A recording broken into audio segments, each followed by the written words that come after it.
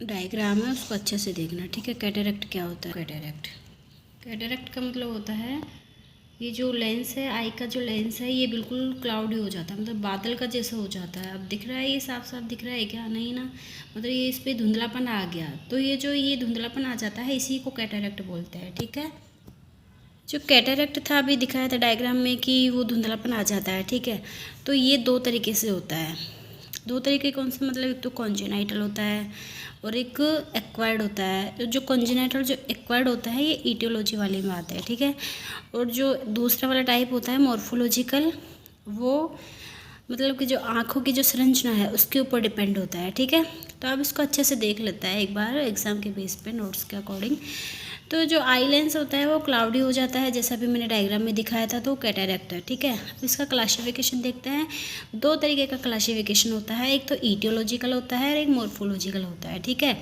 जो aetiological classification है वो कॉन्जेनाइटल और डेवलपमेंटल दो तरीके से होता है, और ये एक ये एक्वायर्ड कैटरेक्ट, ठीक है। कॉन्जेनाइटल का मतलब होता है कि जन्मजात, मतलब बच्चा जन्म लिया उससे पहले ही वो ऑलरेडी हो रखा था, तो वो होता है कॉन्जेनाइटल। और डेवलपमेंटल का मतलब होता है कि बर्थ के टाइम या फिर आफ्टर बर्थ जो कैटरेक्ट होता है वो डेवलपमेंटल होता है, ठीक है।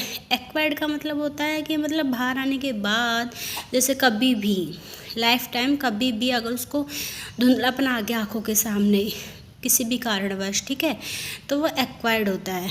इसमें देख लेते हैं जो एक्वायर्ड होता है उसके अंदर एक तो स्नाइल होता है, मतलब वृद्धावस्था में तो खासकर आ जाता है कैटरेक्ट, ठीक है। उसमें और होता है ट्रॉमे के कारण आ गया, टॉक्सिक के कारण आ गया, या फिर कॉम्प्लिकेटेड हो गया, इलेक्ट्रिक के वजह से भी हो सकता है, मेटाबॉलिक के वजह से भी, और सेकेंडरी कैटरेक्ट भी होता है, ओके।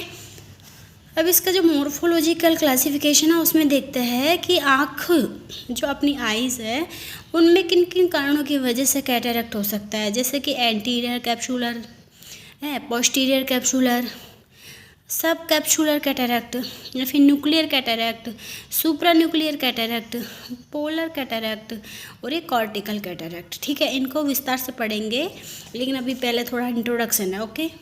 अब देख लेते हैं पहले ईटियोलॉजिकल कैटरेक्ट, जो मैंने यहाँ पे बताया था अभी, ईटियोलॉजिकल क्लासिफिकेशन, ठीक है। तो इसमें क्या था? कॉन्जेनाइटल था, डेवलपमेंटल था और एक्वायर्ड था, ठीक है। तो सबसे पहले ये पढ़ेंगे अपन कॉन्जेनाइटल, डेवलपमेंटल क्या होता है, इनके ईटियोलॉजी क्या होता है और इनका ट्रीटमेंट क्या होता है, ठीक है। तो अब देख लेते हैं यहाँ पे, पहले बता चुकी मैं कि कॉन्जेनाइटल कैटरेक्ट होता है वो जन्म से प्रेजेंट होता है, और जो डेवलपमेंटल कैटरेक्ट होता है वो जन्म के तुरंत बाद प्रेजेंट होता है, ठीक है। अब इसका कारण देख लेते हैं कि इसका कारण क्या है।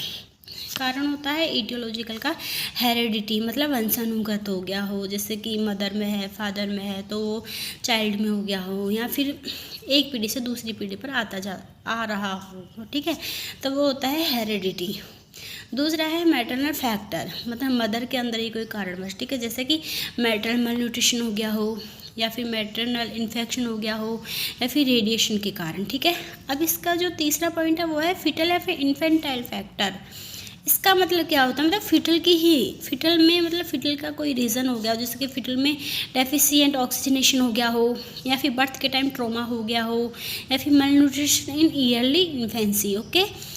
अब इसका ट्रीटमेंट देखते हैं। एक्चुअल में तो इसका ट्रीटमेंट अगर अच्छे से दिखाई दे रहा हो तो इसके ट्रीटमेंट की ज़रूरत नहीं पड़ती, लेकिन अगर इसमें अच्छे से नहीं दिखाई पड़ रहा हो तो इसकी सर्जरी की जाती है, ठीक है। सर्जरी के अंदर क्या करते हैं अपने, जो कंप्लीट बायलेटरल कैटरेक्ट होता है इसको रिमूव कर दिया जाता है, लेकिन